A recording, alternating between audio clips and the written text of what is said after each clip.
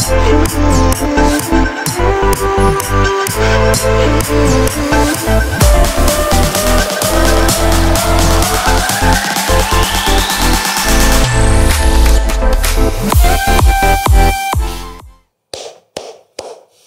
boy. Jadi gitu salam perkenalannya di sini. Karena kita membawa muatan lokal di sini. Yep. Oke, selamat datang kembali di Kaltara TV bersama saya Segaf. Kali ini kita kedatangan tamu orang jauh nih. Bapak Handoko Widakdo. Betul. Beliau merupakan professional manager dari inovasi ya. Betul. Inovasi, jadi sebuah lembaga NGO ya. Bukan. Sebuah proyek. Sebuah proyek, nanti dijelaskan ya, yang berkecimpung di bidang pendidikan. Terutama ini saat ini sedang bekerja di Kabupaten Bulungan. Salah satunya. Ya. Oh, ada lagi ya di Kaltara ya. Ya. Oke, nanti kita. Mungkin bisa dijelasin dulu mungkin. Kita langsung aja mungkin ya. Ya. Sebelumnya apa kabar Mas? Baik.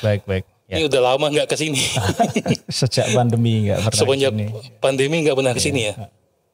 Jadi memang dari kantor apa memang nggak membolehkan atau gimana? Ya, dari kantor tidak mengizinkan untuk kita ada di lapangan waktu itu. Mungkin agak dekat sedikit Mas. Ya. Oke. Diarahin aja. Ya. Oke. Baik. Oke, mungkin sedikit ada mungkin banyak yang nggak tahu ya. Proyek inovasi itu sebenarnya apa sebenarnya? Oke, baik. Mungkin saya memperkenalkan diri dulu. Saya Handoko Widakdo, saya Provincial Manager untuk program inovasi di Kalimantan Utara. Jadi program inovasi adalah program kerjasama antara pemerintah Indonesia dengan pemerintah Australia di bidang pendidikan dasar. Awalnya proyek ini digagas karena adanya masalah di dalam hasil belajar anak-anak di Indonesia. Indonesia itu dianggap satu negara yang sangat berhasil dalam memberikan akses pendidikan. Kalau laporan Bank Dunia yang terakhir itu saat ini rata-rata tahun sekolah anak-anak di Indonesia setara dengan anak kelas 2 SMA atau SMK ya. Artinya cukup tinggi. Tetapi kalau diukur dari sisi kompetensinya itu sebelum pandemi itu rata-rata setara dengan anak-anak kelas 2 SMP. Ya, jadi ada 3 tahun belajar yang hilang ya. Tapi setelah pandemi pengukuran terakhir itu bahkan turun ke setara dengan anak kelas 1 SD atau kelas 1 SMP atau kelas 6 SD. Jadi inilah yang menjadi kerisauan gitu ya, bahwa dari sisi akses Indonesia sudah berhasil, tetapi dari sisi mutu masih selalu kalah. Kalau dites internasional kayak PISA, TIMSS kita selalu berada di bawah. Jadi secara kuantitatif kita bagus. Akses ya.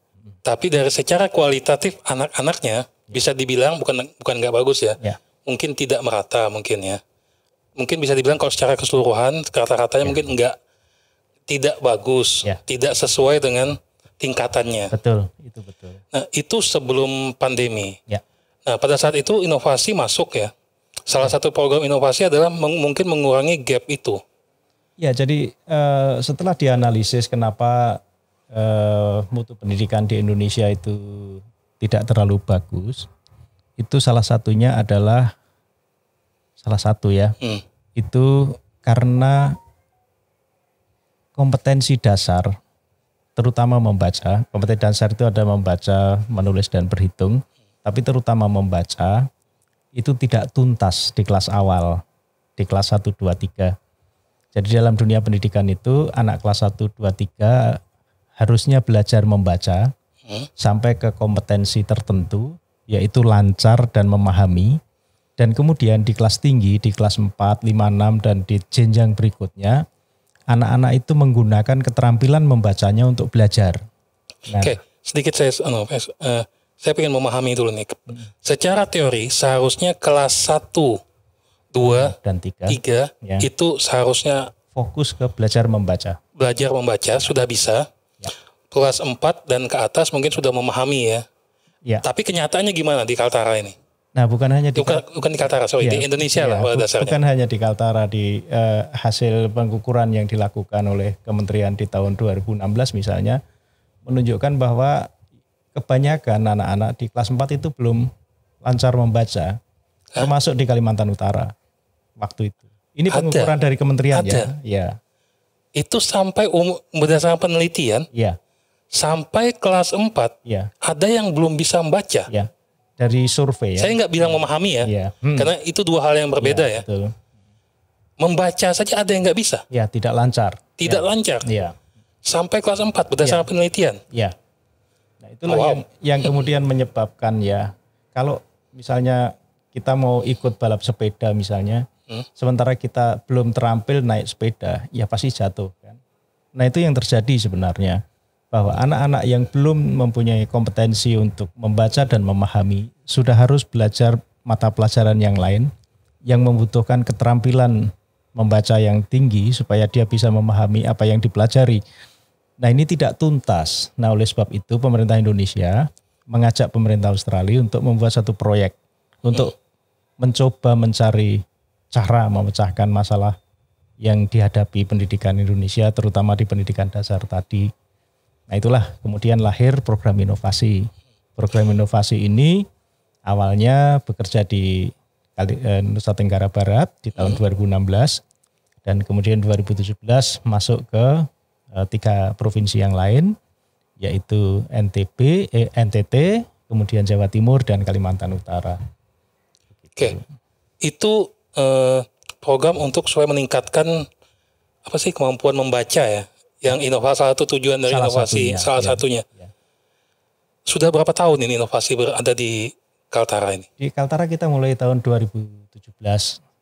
Kita melakukan survei awal itu di bulan April 2017. Dan hasilnya konsisten dengan hasil yang disampaikan oleh kementerian bahwa anak-anak kelas 4 masih banyak yang struggling dalam membaca. Nah, oleh sebab itu ketika kita masuk di bulan Agustus 2017 kita bersama-sama dengan waktu itu 2 kabupaten ya, Bulungan dan Malino, kita konsentrasi kepada bagaimana kita membenahi persoalan kemampuan membaca di kelas awal. Nah, salah satu program dari inovasi tadi meningkatkan kemampuan membaca. Ya. Sudah dilakukan sejak 2017. Ya kan? Ada hasilnya nggak sudah selama beberapa tahun? Kita nggak bicara selama pandemi ya, nanti kita bicara lain sebentar sehabis ini. Sampai sebelum pandemi, apa yang terjadi? Ya, jadi kami beruntung ya, inovasi beruntung karena mendapat dukungan yang sangat baik, bahkan dari Pak Bupati waktu itu di Bulungan oleh almarhum Pak Sujati. Dan kemudian kita mendiskusikan dengan dinas dan guru-guru pengawas di sini untuk mencari bagaimana ya untuk supaya persoalan anak-anak yang masih belum lancar membaca ini bisa dibenahi gitu. Ada 3 pendekatan yang waktu itu dilakukan. Yang pertama adalah melatih guru-gurunya supaya guru-guru bisa mengajar membaca dengan lebih baik. Karena selama ini guru itu sudah puas kalau anaknya bisa mengucapkan kalimat ya. Artinya membunyikan kalimat itu berbeda dengan membaca gitu ya. Ya. Selama ini guru-guru sudah merasa puas kalau anak-anak bisa membunyikan kalimat tetapi tidak memahami. Nah, itu yang diubah. Jadi kita melatih guru-guru supaya bagaimana mengajar membaca sesuai dengan tahapan. Mengenal huruf, mengenal suku kata, membaca lancar dan kemudian memahami. Itu yang dilakukan pertama. Yang kedua, selain dari melatih guru-gurunya supaya bisa mengajar membaca secara lebih sistematis adalah menumbuhkan minat baca. Yaitu dengan menghadirkan buku-buku bacaan yang menarik bagi anak, bukan tipe-tipe buku peternak lele semacam itu ya, tapi buku-buku yang memang merangsang anak untuk berimajinasi dan tertarik pada bukunya begitu. Dan juga membiasakan anak-anak membaca di sekolah, itu yang pendekatan kedua. Pendekatan ketiga adalah yang ini saya kira khusus di Kalimantan Utara ya, di tempat lain jarang sekali dilakukan. Itu ada perlakuan khusus kepada anak-anak yang lamban di kelas awal. Biasanya anak laki-laki ya. Nah, kebanyakan pemain kayaknya. Iya, jadi kurang bisa konsentrasi dan sebagainya. Kita mengajak guru-gurunya untuk memberikan treatment kepada anak-anak seperti itu. Dan hasilnya apa? Hasilnya adalah bahwa kita mendapati, ini pilot di 7 sekolah ya waktu itu, di Tanjung Selor dan Tanjung Palas Timur. Itu menunjukkan bahwa anak-anak yang dulu sampai kelas 4 masih banyak yang belum tuntas, dengan model ini 3 pendekatan tadi, di akhir kelas 2 anak-anak sudah banyak yang tuntas. Artinya sebenarnya guru-guru kita mampu, sekolah kita mampu untuk melakukan sesuatu gitu ya. Dan yang lebih menarik lagi, anak-anak yang lamban tadi setelah mendapatkan perlakuan khusus, perhatian dari gurunya, hasilnya atau deltanya itu, kenaikan hasil belajarnya jauh lebih tinggi dibanding dengan anak-anak yang tidak bermasalah dalam belajar. Itu.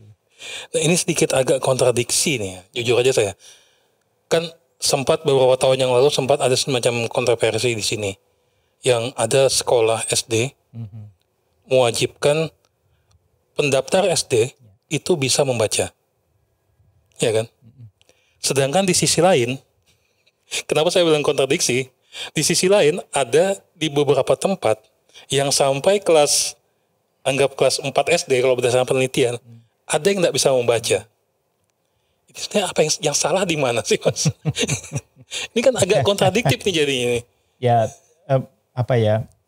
sebenarnya kalau menurut peraturan perundangan, TK itu kan nggak boleh diajari secara sistematis untuk membaca. Seharusnya. Berhitung itu nggak boleh. Dan seharusnya SD juga tidak boleh untuk melakukan tes kemampuan kompetensi dasar itu sebelum masuk sekolah. Karena sebenarnya di SD lah itu tugas guru-guru SD lah untuk mengajari anak-anak bisa membaca, menulis ya, dan berhitung. Ya, tetapi ya ada salah kaprah seperti itu yang di lapangan terjadi. Karena tadi itu ya, karena mungkin dianggap mungkin siswa nih harus, mungkin gurunya punya target juga atau apa mungkin ya. Target kurikulum ya. Ada itu pernah saya cek waktu itu ya, punya ponakan waktu itu, soal kelas 1 SD. Ini kita kembalikan ke yang berdasarkan penelitian tadi. Saya ngebaca soal ujiannya, itu sudah ada yang menjelimet loh, kelas 1 SD. Sedangkan tadi sampean bilang ada yang sampai belum bisa membaca. Itu bagaimana mereka bisa mengikuti kurikulum dengan kondisi seperti itu gitu loh. Itu yang terjadi di banyak kelas-kelas kita ya. Saya kira itu merata, bukan hanya di Kaltara. Jadi guru akhirnya konsentrasi kepada anak-anak yang memang siap belajar. Waktu saya 2017 ke sini, saya mengunjungi 14 sekolah dan menemukan hampir semua guru kelas awal, kelas 1, 2, 3 yang saya kunjungi, itu hanya mengajar 2 anak, biasanya perempuan yang duduk paling depan. Karena anak inilah yang memang paham. Sementara siswa yang lain itu terabaikan.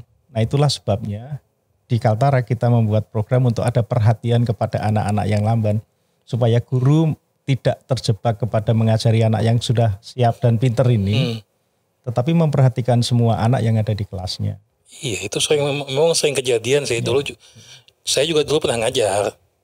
Kadang-kadang sedikit putus asa. Kalau sudah putus asa, ya udah ngajarnya.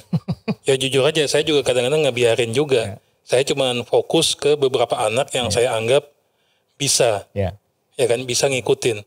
Rupanya itu juga terjadi di SD-SD kita ya. Saya sangka cuma saya aja waktu itu. Terjadi secara umum ya. Karena guru juga ada beban untuk memenuhi materi yang ada di kurikulum kan. Jadi kalau terlalu lambat dia akan ketinggalan kurikulum. Jadi tapi kalau mau memperhatikan semua, ya ini materi kurikulumnya nggak selesai juga. Ini satu yang saya concern dari dulu sebenarnya. Kurikulum kita ini ketinggian menurut saya. Ada beberapa kurikulum ya yang sebenarnya bukannya nggak cocok sih sebenarnya, cuman gimana ya, membebani siswa ujung-ujungnya gitu loh, ya kan? Untuk sesuatu yang kita ini sudah banyak nih omongan di luaran ya. Katanya kurikulum kita ini tidak sesuai dengan dunia nyata, dunia kerja terutama. Yang diajar itu kebanyakan hal-hal yang, ini saya bukan ngomong dari guru ya. Kadang-kadang siswa saya ngomong dulu gini, Pak, ngapain kami ini belajar ini? Ya kan? Nanti juga kami lulus dapat pakai juga. Ya kan?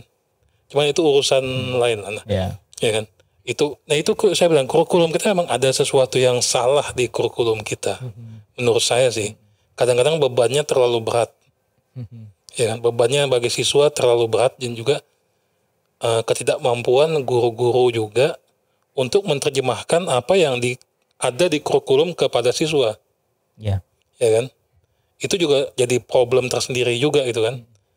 Ya itu tadi saya bilang, mungkin guru-gurunya mungkin kayak contoh, kan ada target apa sih namanya? Target materi. Ya kan, kadang-kadang bingung bagaimana caranya siswa ini supaya memahami target ini. Betul. Ya kan. Nah, itu sebelum pandemi. Ya. Datanglah sebelum negara api menyerang katanya. Istilahnya kita kan. Iya. Setelah pandemi, apa yang terjadi? Saya mau sedikit cerita tentang di awal pandemi dulu sebelum sampai ke hasil akhir ya. Karena Kaltara ini menurut saya sangat unik. Jadi waktu pandemi datang, kementerian itu menginstruksikan supaya pembelajaran diubah menjadi pembelajaran daring. Artinya ya ini orang-orang di Jakarta ya, orang kementerian ya yang tidak tahu situasi di lapangan. Dan apa yang dilakukan oleh dinas-dinas yang menjadi mitra kami, itu mereka langsung melakukan survei. Berapa banyak anak di Kalimantan Utara yang bisa belajar secara daring dan berapa yang tidak. Hasilnya lebih dari 52% itu tidak bisa daring. Kalau itu potensialnya daring ya, bukan yang betul-betul daring. Artinya di survei itu tidak memasukkan komponen kesiapan orang tua untuk membeli pulsa dan sebagainya. Hanya dari sisi akses, artinya ada jaringan listrik, ada jaringan internet. Jadi yang di Tanjung Selor dianggap siap semua nih ceritanya, atau gimana? Potensialnya siap, ya. Potensialnya siap, tapi tidak sampai kenyataannya tidak seperti itu. Lanjut silakan. Betul. Nah, dan kemudian berdasarkan situasi itu, dinas-dinas di Kaltara ini luar biasa. Mereka membuat kebijakan, berani membuat kebijakan lokal, yaitu tidak semua harus daring. Ada yang harus di mana gurunya yang membuat bahan-bahan ajar yang dikirimkan ke orang tua. Jadi itu saya kira satu tindakan yang sangat baik yang dilakukan oleh dinas-dinas di Kalimantan Utara ya. Dan kemudian mereka melatih guru-gurunya untuk bagaimana menangani siswa yang tidak datang ke sekolah. Itu juga sesuatu yang menurut saya luar biasa. Dan itu di awal pandemi, kira-kira bulan April ya. Pandemi kan kira-kira bulan Januari, Februari itu baru mulai, dan April itu sudah ada tindakan seperti itu di dinas-dinas di Kalimantan Utara. Saya kira itu sangat baik. Dan kemudian mereka berlatih dengan baik menggunakan buku-buku bacaan anak yang sudah didapat sebelumnya untuk supaya anak-anak tidak bosan kalau jarak jauh dan diajar membaca dengan cara membosankan. Tentu saja mereka anak-anak ini tidak maju-maju ya, tetapi dengan dipinjami buku bacaan yang menarik itu ternyata semangat anak-anak untuk belajar membaca masih bisa terus berlangsung gitu. Nah, sekarang tentang hasil akhir setelah pandemi seperti apa? Baru-baru ini Kabupaten Bulungan itu melakukan pengumpulan data dari semua siswa di SD untuk mengetahui sejauh mana hasil belajar siswa di bidang literasi dasar, yaitu kemampuan membaca tadi, supaya mereka bisa menyiapkan strategi ke depan. Ini kan sudah mulai pulih ya, artinya sudah mulai ini. Menuju pulih. Nah, cukup menarik bahwa hasil yang didapat, ini ada data yang saya dapat di sini ya. Ternyata kalau dilihat dari segi hasil itu memang menurun dibanding dengan pengukuran di tahun 2019. Kalau 2019 itu anak kelas 2 87% sudah sampai kepada kompetensi membaca lancar ya. Kelas 3 sudah 96%. Tetapi tahun ini setelah 2 tahun pandemi itu di kelas 2 itu 72%, di kelas 3 itu 89%. Artinya ya turun dari 96 ke 89, artinya ada 7% penurunan. Tetapi kalau dibanding dengan sebelum pandemi di tahun 2017, sebelum masuk inovasi, sebelum ada intervensi kerjasama dengan inovasi, itu anak kelas 3 hanya 84. Jadi masih mending. Ya masih mending, masih ada hasil. Tetap tapi yang lebih menarik adalah yang di anak kelas 1. Kalau anak kelas 1 itu dulu 17% ya. 17% apa nih yang mampu? Yang mempunyai kemampuan yang membaca lancar ya. Mungkin dari anak-anak dari keluarga yang memang di rumahnya ada budaya membaca, ada perhatian kepada anak dan sebagainya. Tahun ini 48%. Artinya guru-guru kita walaupun dalam kondisi pandemi seperti ini dugaan ya, karena belum digali lebih mendalam, itu memang mempunyai pengetahuan mengajar membaca yang lebih sistematis dari upaya-upaya yang dilakukan oleh dinas selama 2 tahun melatih mereka. Tapi tetap memang menurun ya? Tetap menurun. Ya. Itu yang paling jujur aja, yang paling kita khawatirkan kan selama pandemi ini apa yang disebut dengan learning loss ya. Iya. Mungkin ada yang nggak tahu nih, learning loss itu sebenarnya apa sebenarnya? Kalau secara garis besar aja. Ya learning loss itu kehilangan kemampuan belajar sebenarnya. Jadi kalau seharusnya anak kelas 3 kompetensinya dalam literasi dasar misalnya dia sudah lancar membaca dan memahami, tetapi mungkin mereka mengeja aja belum lancar begitu. Jadi itu yang pengertian yang paling sederhana lah. Dan itu yang paling dikhawatirkan selama pandemi ini. Betul. Ya. Dan bukan cuman siswa SD ya. SMP dan SMA juga terpengaruh juga. Hampir semua nih kita nih. Saya kira semua terpengaruh ya. Tapi saya memang tidak punya data yang SMP dan SMA. Tetapi kan kalau di SD itu seperti yang saya sampaikan tadi bahwa di kelas awal itu anak harus mempunyai keterampilan membaca, kompetensi membaca yang betul-betul lancar dan paham. Dan dia bisa dengan cepat menyerap vocabulary baru gitu ya. Karena kompetensi itu akan digunakan untuk belajar pada mata pelajaran yang lain. Di SMP dan SMA itu beberapa mata pelajaran itu kan compulsory. Misalnya anak yang dia belum lancar operasi bilangan kali bagi misalnya, dia akan kesulitan untuk pangkat ya, operasi pangkat. Atau bahkan operasi geometrik misalnya, dia akan kesulitan karena tidak mempunyai keterampilan dasar, operasi-operasi dasar misalnya untuk matematika. Seperti itu. Jadi saya merasa ada sesuatu yang sangat berbahaya yang kalau ini tidak diperhatikan, terutama di SD ya. Kalau ini sekarang anak-anak sudah mulai masuk sekolah kan, ya, terus tiba-tiba gurunya menyampaikan materi sesuai dengan kelasnya, itu akan sangat berbahaya. Misalnya, sedikit. Ya. Mungkin supaya buat pengetahuan aja. Ya. Selama pandemi ini, kurikulum yang diajar ke siswa itu sama nggak Pak dengan sebelum pandemi? Nah, kita harus berterima kasih kepada Kementerian Pendidikan karena Kementerian itu memberikan opsi kepada sekolah. Ada opsi ya? Ya, untuk menggunakan kurikulum yang lebih sederhana. Waktu itu ada yang disebut kurikulum darurat. Kurikulum darurat adalah sebenarnya sama dengan kurikulum 2013, tetapi dipilih kompetensi-kompetensi dasar saja. Sehingga guru mempunyai cukup waktu untuk membantu anak-anaknya memahami begitu ya.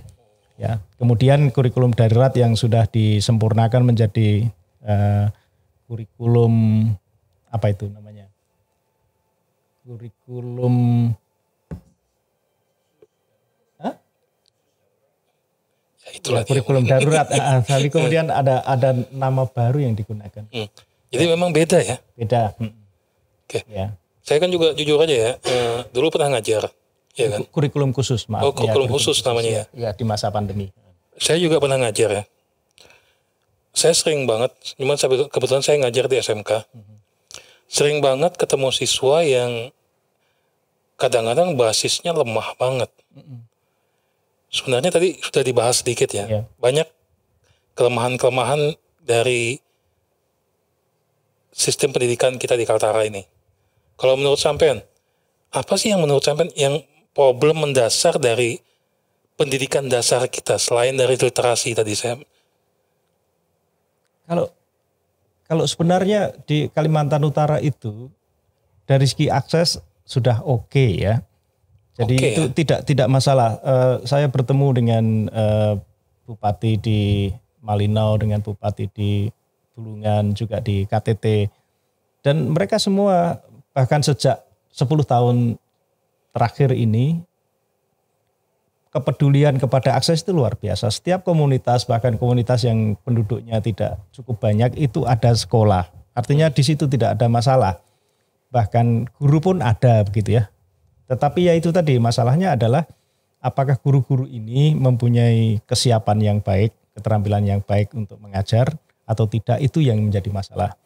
Kami menemukan misalnya di Bulungan ketika ada regenerasi kepala sekolah, itu ternyata tidak ada guru-guru yang mempunyai kompetensi untuk kepangkatannya ya, itu untuk sampai kepada jabatan kepala sekolah. Ini membuktikan sebenarnya bahwa tidak ada training yang sistematis yang dilakukan selama ini, sehingga guru-guru itu begitu diangkat ya sudah, mereka dianggap sudah mampu untuk melakukan proses belajar mengajar di kelas.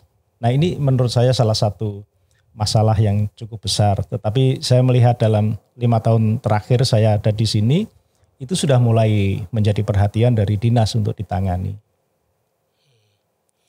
Kalau soal itu dulu saya pernah juga apa ya? Kalau dari sisi kesejahteraan kita lumayan ya. Kalau kesejahteraan ya, salah satu yang terbaik di dunia di Indonesia itu kesejahteraan guru adalah salah satu yang artinya peningkatannya ya, bukan numerasinya, tapi peningkatannya itu salah satu yang terbaik lah. Jadi apa ini jadi salah satu faktor juga Pak? Kesejahteraan guru, ini kita nggak bicara Kaltara ya. Ketidakmampuan guru mengajar, apakah kesejahteraan guru itu ada faktor itu juga? Saya kira ada hubungannya, tetapi perbaikan pada kesejahteraan saja juga tidak akan meningkatkan kompetensi gurunya ya. Gitu.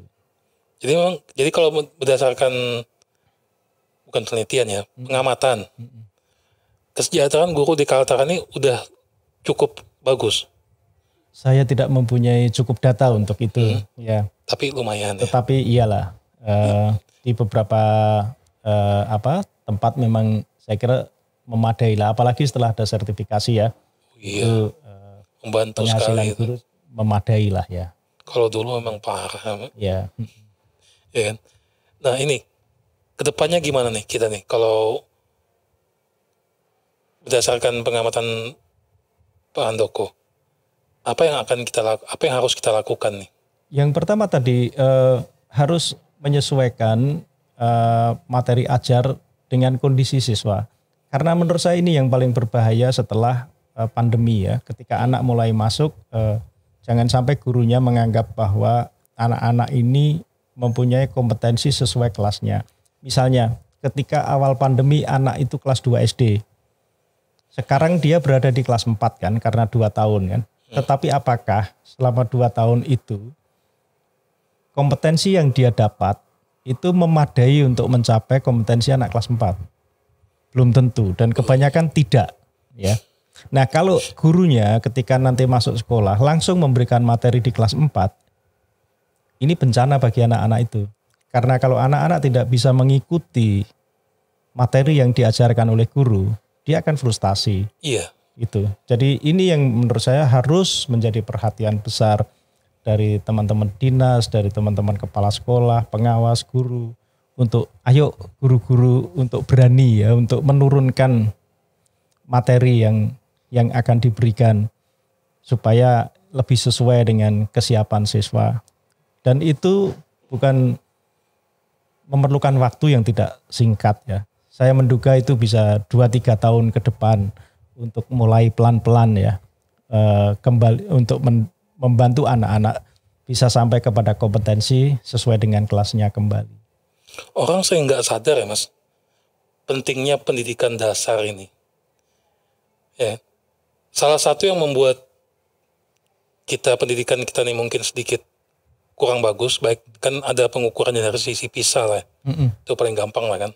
Kita peringkat berapa? 70-an? Ya, 70-an lah. 70 sekian lah. Ke 70 ya. Dari 78 atau 80 negara. Ya kan? Kalau menurut saya salah satu yang paling membuat kita lemah, pendidikan dasar kita kacau. Itu betul, itu makanya kemudian lahir proyek inovasi itu salah satunya juga karena itu ya. Ya kan? Ditambah juga, ini mohon maaf ya, bagi guru-guru SD, bagi banyak guru SD yang kadang-kadang tidak bisa mentransfer ilmu yang dari kurikulum atau buku ke siswa. Contoh kayak matematika misalnya atau apalah ya. Mungkin bukan yang kelas 1, kelas 2 ini. Yang berikutnya. Makanya begitu, kan anak-anaknya kan gini, pada saat dia sudah nggak bisa di nomor 1, begitu dia nomor 9, 10 atau nomor 15, dia juga sudah malas-malasan. Oh iya, pasti. Ya kan? Kalau menurut saya itu makanya, kan kalau di luar negeri itu kan kayak di Finlandia itu malah yang guru-guru SD-nya malah yang paling, harus yang paling hebat kan, karena dasar dari seluruh pendidikan itu di SD. Iya. Ya kan?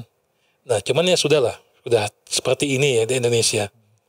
Kalau langkah, kalau dari sisi pemerintah sendiri, kalau ini cuma sekedar diskusi saja, karena kita siapa sih? Ya kan? Cuman kalau menurut Pak Handoko, apa sih yang bisa dilakukan pemerintah buat, ya mungkin kalau buat meningkatkan secara drastis mungkin susah ya. Tapi meningkatkan secara sedikit demi sedikit, itu apa yang kita harus dilakukan oleh pemerintah? Ya. Sekarang ini pemerintah sedang mengganti kurikulum ya. Dari kurikulum K13 ke kurikulum Merdeka. Ganti lagi. Tetapi menurut saya pergantian yang kali ini ada dasar yang sangat kuat. Yaitu satu, kurikulum yang baru ini, kurikulum Merdeka itu lebih fokus kepada kompetensi daripada konten. Kalau yang dulu-dulu kan kontennya terlalu berat, anak harus menghafal ini, menghafal itu, mempelajari pengetahuan ini, pengetahuan itu. Nah ini lebih kepada kurikulum yang baru ini lebih kepada kompetensi, artinya kompetensi untuk bernalar, berpikir, merespon seperti itu menjadi perhatian. Artinya ini satu langkah yang menurut saya baik gitu ya. Yang kedua, dalam mencapai kompetensi di kurikulum yang baru ini juga lebih fleksibel. Misalnya kalau dulu kompetensi kelancaran membaca itu dibagi-bagi per semester bahkan per minggu gitu ya. Minggu ini anak harus belajar ini, minggu berikutnya harus belajar ini, minggu berikutnya harus belajar ini. Kalau anak yang ketinggalan ya udah pasti akan semakin ketinggalan, gitu kan. Tetapi yang kurikulum yang baru ini kan guru diberi fleksibilitas untuk mencapai kompetensi dasar itu misalnya 2 tahun. Jadi kalau guru mau konsentrasi ke hal-hal tertentu sampai anak paham dulu baru kemudian masuk ke yang lebih rumit itu bisa gitu. Jadi tidak berbasis materi mingguan, tetapi guru punya fleksibilitas. Ya, ini menurut saya bagus. Dan juga sekolah diberi kebebasan untuk misalnya tahun ini karena anak-anak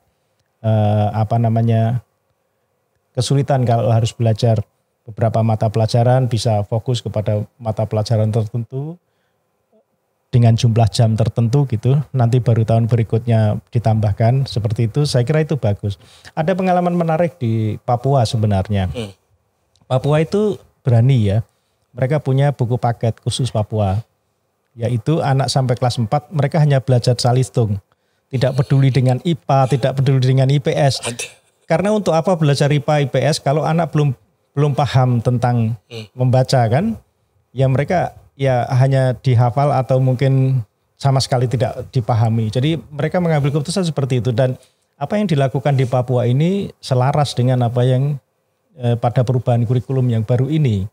Artinya setiap wilayah kan pasti berbeda-beda. Kita tidak bisa membandingkan misalnya yang ada di Tanjung Selor dengan yang ada di Binai misalnya kan. Kondisi anak-anaknya, kondisi gurunya pasti berbeda. Nah kalau memakai satu sistem pasti ini tidak akan berhasil. Jadi di kurikulum yang baru ini diberi kebebasan dan yang diukur kompetensi dan deltanya, kemajuannya, bukan hasil akhirnya. Itu saya kira satu langkah yang sangat baik. Tetapi perubahan kurikulum itu tidak serta-merta akan bisa memberi dampak di ruang kelas ya. Karena apa? Karena kita sudah terlalu sering ganti kurikulum dan yang terjadi ketika ganti kurikulum adalah lebih fokus kepada administrasinya. Kalau kurikulum A itu RPP-nya seperti apa? Iya, saya jujur. Rapotnya seperti apa gitu kan? Itu yang lebih dipedulikan, tetapi tidak apa yang seharusnya berubah di ruang kelas. Yang dipedulikan yang banyak banget ya. Itu juga jadi concern saya dulu itu. Kenapa sih yang kalian sibukkan ini pada guru-guru yang waktu itu sibuk nulis bikin RPP, betul, ya kan? Tapi tidak memperhatikan output dari siswa sendiri gitu loh. Begitu mereka kasih lihat ke saya, kamu mau tahu kenapa? Nih silakan lihat. Ternyata RPP itu ribet. Oh iya betul, iya. Ya, ribet banget. Nah inilah nih kenapa kami ini kadang-kadang perhatian kami katanya sudah gara-gara ini kami sudah bingung memikirkan.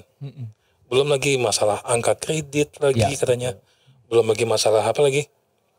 Syarat sertifikasi apa segala. Jadi hal-hal yang kadang-kadang malah di luar dari fungsi utama dari guru ini gitu loh. Nah, ini yang mengajar itu yang ini yang ingin dikembalikan. Ya, memang tidak mudah tetapi ya upaya-upaya ke sana saya kira sudah mulai ada ya.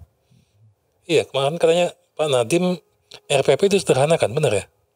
Ya betul, waktu Pak Nadiem mulai menjabat kan beliau minta RPP itu nggak usah rumit-rumit, sederhana aja, satu halaman aja. Tetapi kemudian yang terjadi di lapangan kan terjadi distorsi ya.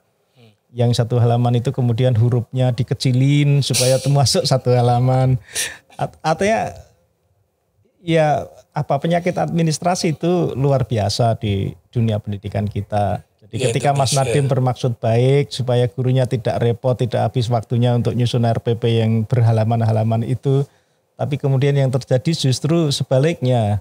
Guru-gurunya bagaimana ya membuat yang dulu berat beberapa puluh halaman sekarang harus dibuat di satu halaman, itu bagaimana caranya? Kan seperti itu. Ini saya yakin Pak Nadiem ini pasti sakit kepala ini. Ternyata apa yang mungkin beliau tuh mungkin sudah punya konsep sendiri gitu ya. Ternyata begitu diberitahukan anggotanya dan guru-guru mungkin banyak yang nggak sanggup buat menerjemahkan apa yang dimau oleh Pak Nadiem ya. Itulah sebabnya peran Pemda menjadi sangat besar. Selama ini kan dari pengamatan saya ya, kebanyakan pusat itu, kementerian itu maunya langsung kepada guru atau kepada sekolah. Tetapi itu tidak akan berhasil, ini negara ini terlalu besar untuk bisa seperti itu. Dan yang paling bertanggung jawab sebenarnya adalah ada di tingkat Pemda, bukan di pusat. Dan pusat tidak akan mempunyai kapasitas untuk bisa melatih semua guru. Karena jumlah gurunya banyak dan orang-orang di pusat juga orangnya sedikit. Ini negara ini terlalu luas juga kan. Jadi saya kira salah satu strategi yang harus dijalankan untuk negara sebesar ini adalah memberi tanggung jawab yang lebih besar kepada teman-teman yang ada di Pemda. Dan itu sedang dicoba di Kalimantan Utara, di mana Pemda begitu peduli kepada guru-gurunya, mereka bahkan ikut mengukur sampai kepada hasil siswa, tidak menunggu ada tes dari nasional ya. Kalau dulu kalau tidak ada UN, mana ada kabupaten yang peduli untuk anak saya sampai di mana ya, nggak ada yang peduli. Tapi sekarang di Kalimantan Utara yang saya amati, kabupaten dan juga kota Tarakan, itu sudah sampai ke sana, mereka peduli, mereka ingin tahu apa yang hasil belajar siswanya dan kemudian hasil itu digunakan untuk apa yang harus dilakukan melalui anggaran yang ada di APBD. Pelatihan seperti apa yang harus diberikan kepada guru-gurunya dan sebagainya. Saya kira ini langkah yang positif dan saya yakin kalau ini bisa berjalan terus, Kalimantan Utara akan menjadi salah satu contoh bahwa sebenarnya mutu pendidikan bisa melompat gitu ya. Apalagi kita kan rencana masih rencana nih, ibu kota negara kan mau pindah ke Kalimantan. Ya. Kalau menurut Pak Handoko gimana nih pendidikan kita setelah nanti misalnya jadi gitu, ibu kota negara pindah ke Kalimantan, apa yang bakal terjadi nanti di Kalimantan Utara? Ya, saya kira mulai sekarang harus siap. Jadi kita tidak bisa membayangkan apa yang terjadi kalau kondisinya masih terus seperti ini. Tentu saja kan dengan kondisi globalisasi atau kondisi yang terbuka seperti ini ya, kompetisi akan lebih besar kan. Iya. Kalau di situ ada tempat kerja, tempat profesi yang lebih menjanjikan, siapapun akan datang ke sana. Nah, kalau anak-anak di Kaltara sendiri tidak disiapkan dengan baik, mereka bisa saja akhirnya kalah bersaing kan. Dan ini masih ada waktu, artinya kalau kita mulai dari sekarang membenahi anak-anak yang di SD dan SMP, yang di SMP, di SMA, SMK, saya kira kita akan masih bisa menyiapkan anak-anak itu untuk berperan lebih besar ketika kesempatan kerja dan kesempatan profesi ketika ibu kota negara pindah itu menjadi milik mereka. Dan juga dalam waktu dekat kan insya Allah kita ini kan akan dibangun KIPI ya. Ya. Tanah Kuning. Ya. Itu juga kalau misalnya itu jadi, itu bakal jadi banyak banget ladang pekerjaan yang akan timbul gitu. Ya. Dan saya dengar juga Elon Musk mau masuk ke sini kan? Katanya. Cuma kan omongan itu kan masih baru rencana. Masih jauh itu. Ya semoga, saya jujur aja berdoa semoga. Ya minimal nikelnya lah, nggak usah Teslanya lah ya. Kan Teslanya kan perlu nikel nih, lithium. Minimal itunya aja lah. Kalau dia mau naruh Teslanya, alhamdulillah di sini gitu kan. Artinya Kaltara itu kan udah dilihat ya sebagai tempat yang seksi untuk masa depan gitu kan, investasi. Jadi memang kita sekarang harus serius ya untuk menyiapkan anak-anak supaya ini menjadi milik mereka, bukan hanya tempatnya yang digunakan, tetapi kemudian anak-anak lokal justru tidak mendapatkan kesempatan. Oke, ini kita sudah hampir pulih nih. Semoga ya, kita doakan cepat. Semoga kita sedang menuju tahap pemulihan pasca COVID. Apa yang direncanakan oleh inovasi ya, di masa mendatang setelah aftermath bencana COVID? Ya, inovasi masih akan ada di sini sampai Desember 2023. Waktu kami sangat pendek, jadi yang kami lakukan di sisa waktu ini adalah untuk supaya apa yang sudah praktik-praktik baik yang sudah dihasilkan melalui kerjasama ini bisa diinstitusionalisasi. Artinya sistem yang ada di dinas dan juga di Pemda itu kemudian bisa bergerak untuk mengadopsi dan mengembangkan inovasi-inovasi yang sudah dihasilkan. Kayak saya sampaikan tadi ya, bahwa ternyata melalui pilot kita bisa membuat guru-guru di sekolah-sekolah bahkan di Tanjung Palas Timur yang dulu tidak terlalu dilihat gitu ya, itu bisa menghasilkan anak-anak kelas 2 yang sudah mempunyai kemampuan membaca dan memahami kan.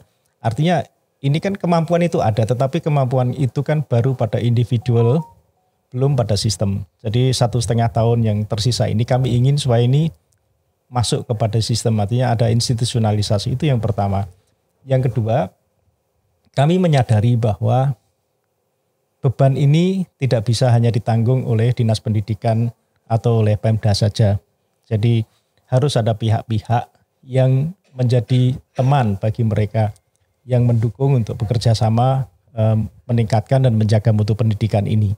Oleh sebab itu di sisa waktu yang ada kami mendorong berbagai pihak untuk bisa bekerja sama dengan Pemda. Contohnya ada lembaga pusat yang ada di daerah, dulu namanya LPMP. Sekarang sudah menjadi 2 lembaga yang mempunyai tanggung jawab berbeda. Satu namanya BPMP, Balai Penjaminan Mutu Pendidikan, yang lebih fokus kepada penilaian hasil pendidikan, kemudian perencanaan dan penganggaran, menjadi mitranya Pemda di bidang itu. Yang kedua adalah Balai Guru Penggerak yang lebih fokus kepada peningkatan mutu guru. Jadi bagaimana 2 lembaga pusat yang ada di Kaltara ini bisa berperan maksimal untuk membantu dinas-dinas yang ada di Kalimantan Utara. Kita punya Universitas Borneo Tarakan yang punya FKIP, dan itu adalah mensuplai lebih dari 70% guru yang ada di Kaltara. Nah, ini bagaimana kita memanfaatkan UBT, Universitas Budi Tarakan, untuk bisa menghasilkan guru-guru yang tadi lebih siap ketika mereka terjun ke lapangan. Atau Budi Tarakan juga bisa membantu Pemda untuk melatih guru-guru yang sudah ada di dalam jabatan seperti itu. Juga ada lembaga-lembaga mitra pendidikan seperti misalnya Tanoto Foundation, Sampurna Foundation, Asia Foundation dan sebagainya yang mempunyai kepedulian kepada pendidikan. Pihak-pihak ini juga kita ajak untuk ke Kaltara dan bekerja sama langsung dengan Pemda. Mungkin mereka bisa melakukan budget sharing dan sebagainya. Dan yang jangan dilupakan, salah satu potensi besar yang ada di Kalimantan Utara adalah CSR. Karena banyak perusahaan besar dan ke depan akan semakin banyak perusahaan besar. Dan kalau ini CSR diarahkan juga untuk mempunyai perhatian kepada pendidikan. Sekarang sih mereka sudah punya perhatian kepada pendidikan. Tetapi kebanyakan di level menengah ya, kayak di level SMK atau bahkan di level perguruan tinggi. Tetapi yang fokus kepada menyiapkan anak di pendidikan dasar itu belum banyak. Nah ini juga salah satu potensi. Jadi kita mendorong supaya CSR bisa bekerja sama dengan Pemda untuk mendukung program-program Pemda untuk membenahi pendidikan dasar. Jadi itulah yang kami lakukan selama sisa waktu kami di sini. Jadi itu ya, memang kenyataan memang seperti ini ya. Yang kita bisa lakukan cuma memperbaiki apa yang sudah terjadi itu kan. Dan tujuan kita kan tetap satu. Bagaimana caranya apapun yang kita lakukan bisa meningkatkan kualitas mutu pendidikan kita. Betul. Demi anak-anak kita di masa mendatang. Mungkin itu dulu Pak Handoko. Terima kasih. Terima kasih atas kedatangannya. Demikian Kaltara Podcast kali ini bersama Pak Handoko Widogdo dari Inovasi. Selamat malam. Assalamualaikum warahmatullahi wabarakatuh. Waalaikumsalam.